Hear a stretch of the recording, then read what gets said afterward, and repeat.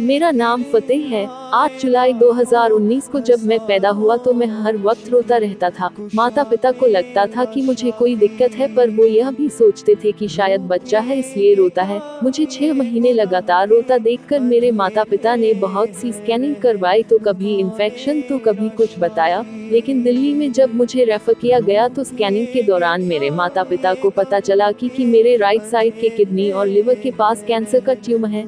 मेरे लंबे से लंबे ट्रीटमेंट चले, 9 कीमो हुई, ऑपरेशन भी हुआ और लाखों के टिके भी लगे, लेकिन 5 महीने बाद फिर से इतना सब कुछ करने के बाद भी फिर से दर्द शुरू हो गई और फिर से वो कैंसर का ट्यूमर मेरे किडनी और लिवर के बीच में पाया गया। मेरे माता पिता बहुत रोते थे क्योंकि मैं एकदम से बेहोश हो जाता था। मुझे आईसीयू में एडमिट किया गया। सांस नहीं आ रही थी, इसलिए मुझे आर्टिफिशियल ऑक्सीजन मशीन में रखा गया। 15 दिन तक कोई सुध-बुध नहीं रहती थी। इस बार डॉक्टरों ने जवाब दे दिया था कि अब इसका कोई ट्रीटमेंट नहीं हो सकता। मैं पूरी तरह से वेंटिलेटर पर था। मेरे माता पिता बेहद निराश हो चुके थे, लेकिन 11 मार्च 2021 को मुझे डैड कैंसर से पीड़ित चर्च में लाया गया और मुझ पर सामर्थी प्रार्थना को किया गया और अनोइंटिंग तेल को अप्लाई किया गया। जैसे ही मेरे तेल अप्लाई हुआ तो मुझे होश आया और दिन प्रतिदिन मैं इम्प्रूव होता गया, और कुछ दिन के बाद फिर से स्कैनिंग हुई तो इस बार कोई भी कैंसर का ट्यूमर पाया नहीं गया। 1.5 साल तक मुझे अच्छे से चेक किया गया और आज मैं पूरी तरह से सुपर ब्लेस हूँ यीशु के नाम में। मैंने जान लिया कि यीशु ही जीवित परमेश्वर है,